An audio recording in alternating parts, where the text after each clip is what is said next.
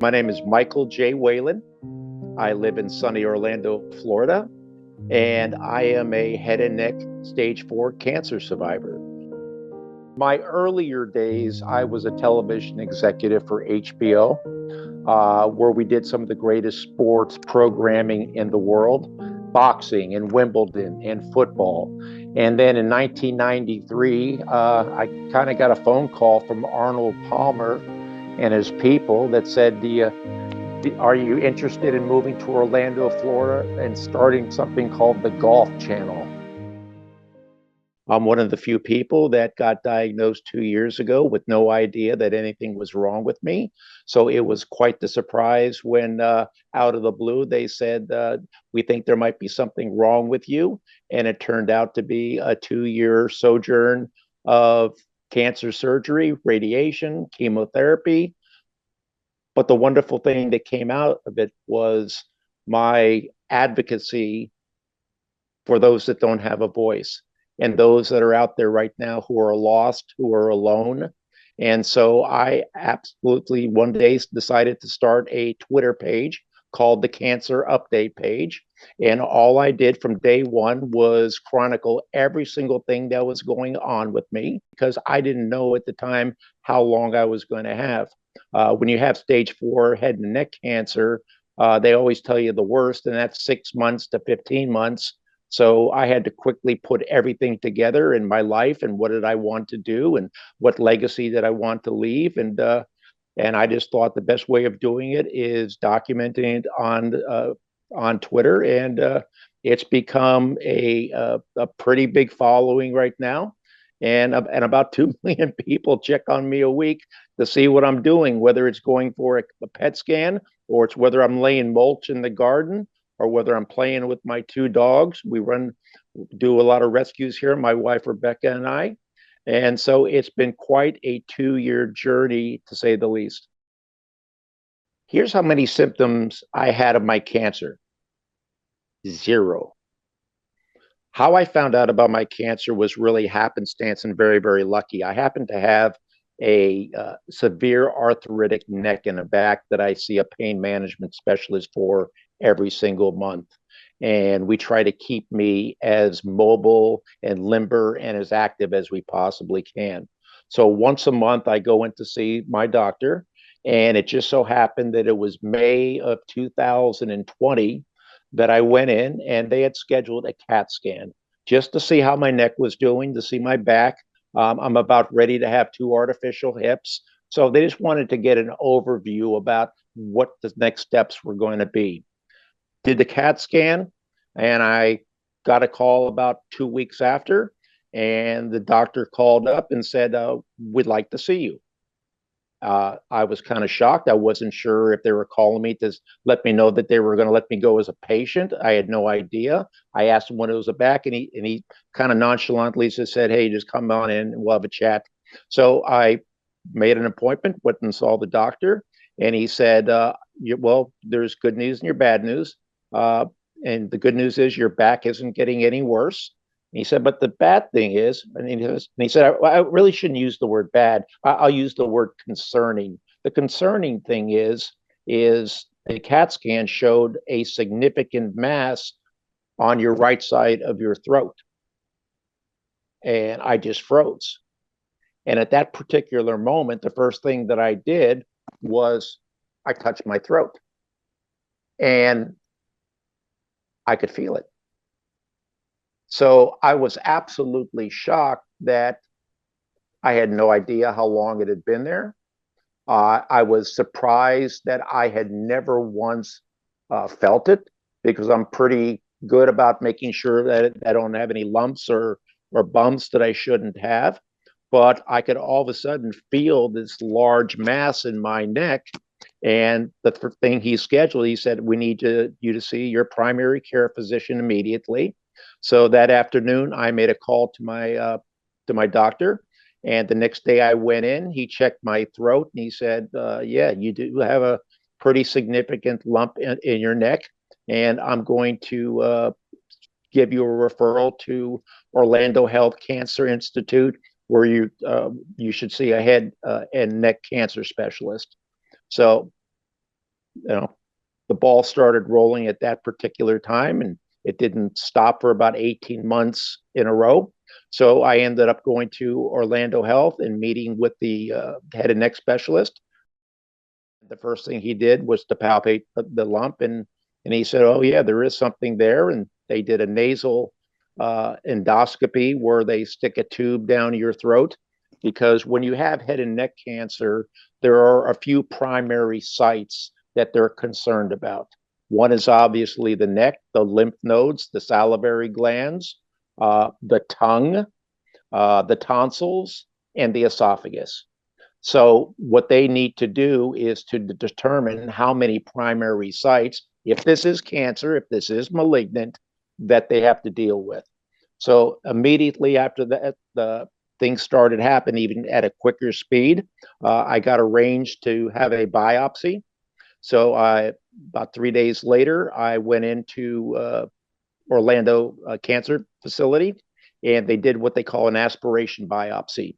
So they didn't cut anything open. What they do is they stick a needle into the tumor and they draw out the fluid, and through the fluid, they can kind of get an idea of what's going on. They also did an endoscopy just to look at the esophagus, and they also ran a PET scan. Uh, Eventually, within the next couple of days, the aspiration biopsy came back malignant. The endoscopy at that time showed suspicious markings in the back of my tongue and in my tonsils. And the PET scan kind of lit up like a Las Vegas marquee. So it instead of looking, it had a lot of colors to it. So it was obvious that the next step was, well, what approach do we take? And for the next couple of maybe a week or two, it was just going from one doctor to another. My oncologist surgeon said that we are going to do surgery on that. The next day, I went to see which I didn't even know existed, a dental oncologist, because one of the major things for head and neck cancer patients is that if you are going to get chemotherapy or radiation, that the radiation can cause integrity issues with your teeth, with your upper and lower jaws. So they have to determine immediately if there's any issues at all in your teeth. If there are, they have to pull them right away. So that was a little bit frightening, making sure that I got the clearance on that. Then the next day, it was to the next office where I met with the chemotherapy oncologist, who pretty much gave me what we were going to be doing. And for most head and neck cancer patients, I had 13 chemotherapy sessions of the chemotherapy drug called cisplatin, which is the common one they use for the head and the neck. And then it was down to the next office to see the radiation therapist about how many we were going to do. And I posed with a few pictures holding up my mask that was personally made for me. And we went through 35 sessions of the radiation treatment. And then it was to the upper floor. And the upper floor was the nutritionist. And that's where I started to get a little bit more worried. You would think that it would be the radiation or the chemotherapy. But when I met with the nutritionist and she started to share with me some of the issues that head and neck cancer patients have, difficulty swallowing, the esophagus gets destroyed. You might need a feeding tube. That's where I got kind of started to get a little bit concerned.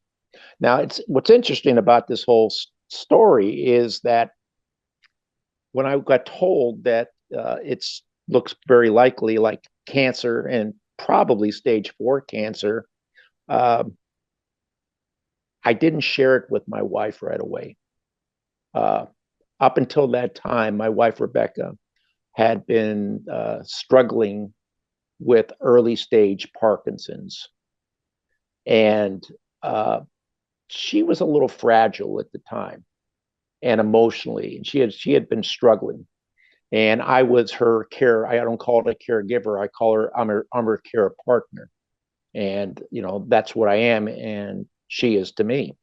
But I didn't want to scare her with the news that I was being given. So I kind of said there's a little mass in my neck. It's no big deal. They're going to do a couple of biopsies. But I knew a lot more than what I was telling her. So what I ended up doing was I ended up calling her sister who lives out on the West Coast. And I shared with her sister the seriousness of what was going on and that I was heading for surgery and chemotherapy and radiation. And the doctors obviously gave me the worst case scenario, which is 6 months to 2 years. We scheduled an August 1st surgery. And when we did the surgery, they do what they call a neck dissection. I probably read every journal that was written by Stanford Medical School, Mayo Clinic, Moffitt, Sloan Kettering. I knew everything about this. And I had asked my doctors that I actually wanted links to the actual surgery. So yeah, it took a couple of days to convince them to send me the leak. They said it's probably not a good idea to see, but I wanted to see what was going to happen. So I watched an entire stage 4 neck dissection cancer surgery. I don't recommend it for most people. For me, it was interesting and helpful, and I got kind of a good idea. And on August 1st, I checked in. It, and before I knew it, I was waking up in a in a recovery room. They had taken out a mass that was a little bit larger than a golf ball, between a golf ball and a tennis ball, and also the cancer had gone into 45 of my lymph nodes, which were taken out, and also into the salivary glands. So it was just a recovery period. I didn't feel bad. I didn't hurt. I wasn't uncomfortable.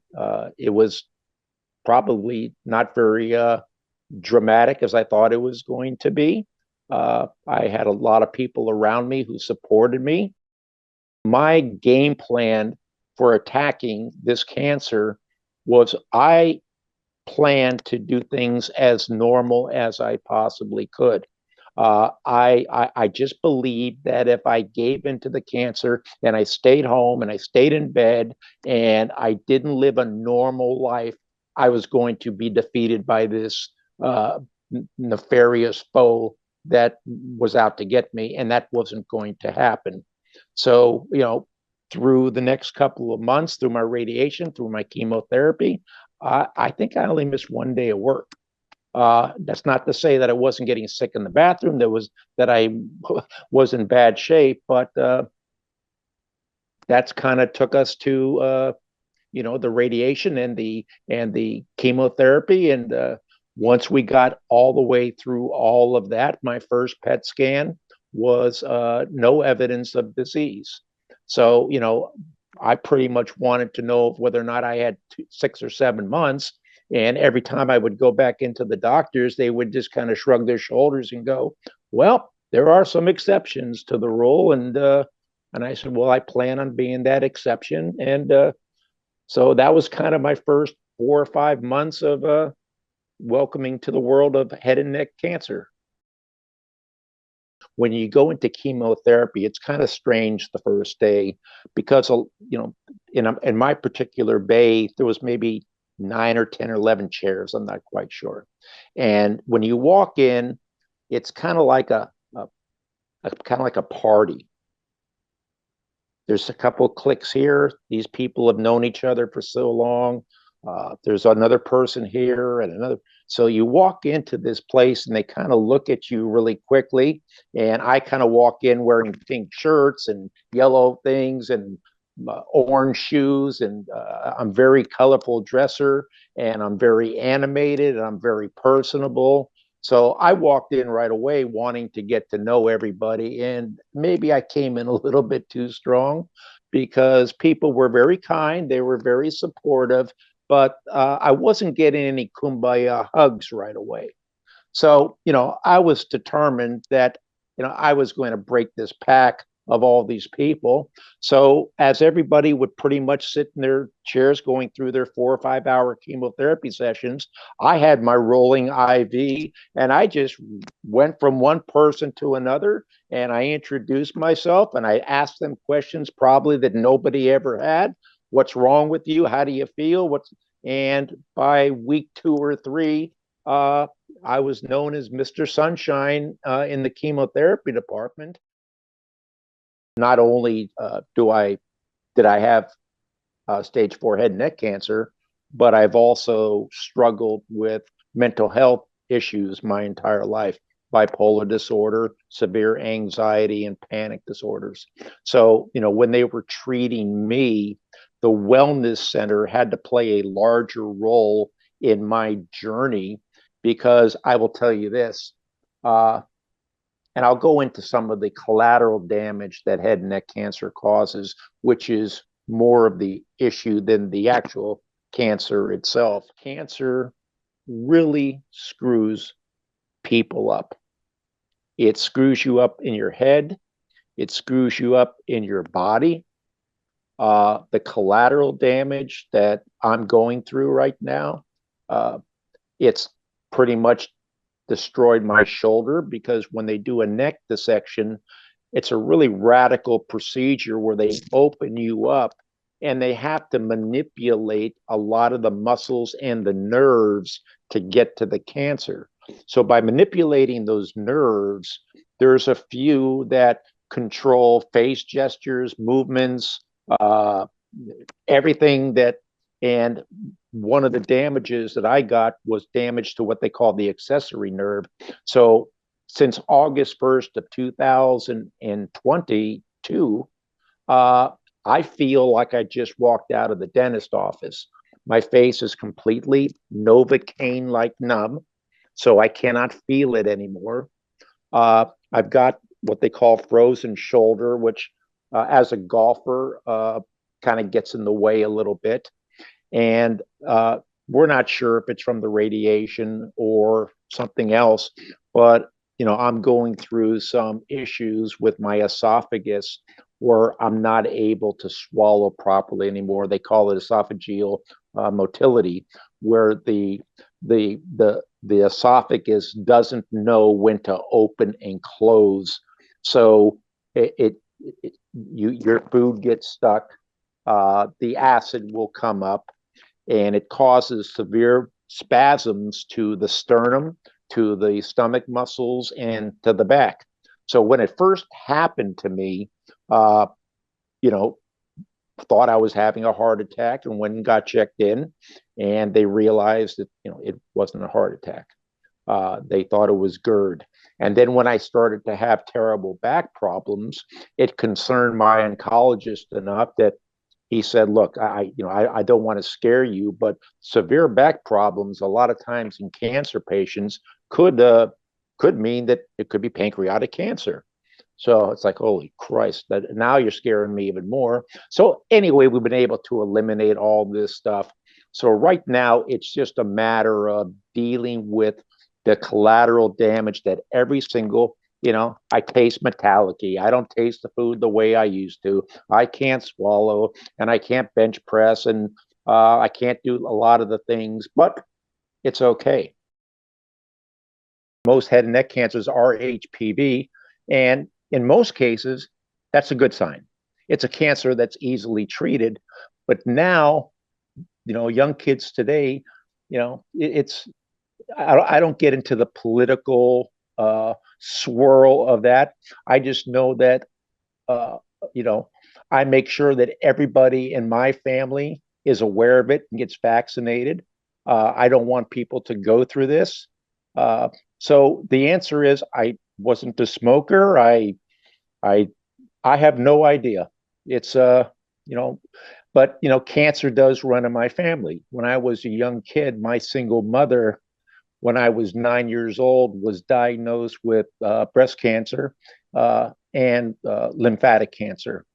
So, as a single mom raising 3 kids, I had the horrific front row seat of watching my mother suffer until she passed away at a very, very early age. And back in the 60s and 70s, cancer research and cancer surgery and cancer treatments were in such their infancy stage. So I just remember looking at my mother and going, God, this poor woman has been butchered to save her life for just a couple of more years. And, it shouldn't be this way. So, cancer is in my family's DNA. There's been a couple of people that have had cancer. Uh, so, is that what happened? I don't know. I think, I just drew the unlucky straw and it found me. And, it just found the wrong guy. I mean, there was no way in the world that I was going to, you know, go out without a big fight. And, you know, I live every day to try to enjoy it. It's been the last couple of months have been very tough because of this new problem that I'm having with my throat now. And work wise, I feel like I should be retired and living the good life. But cancer kind of threw. First it was COVID, then it was cancer. So it's been a couple of rough years for a lot of people, especially for me.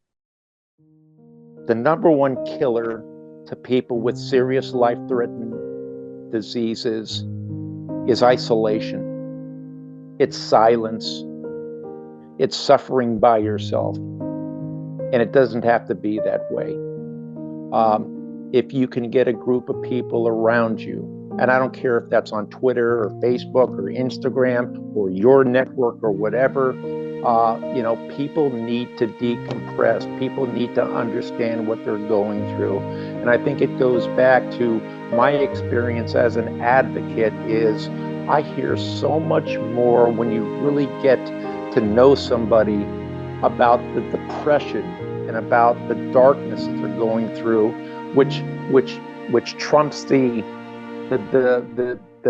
nausea from the chemotherapy or the burning. Those are all horrible things. I mean, don't get me wrong, but when somebody suffers a depression that makes them not want to take another step or not even want to, has no hope for tomorrow.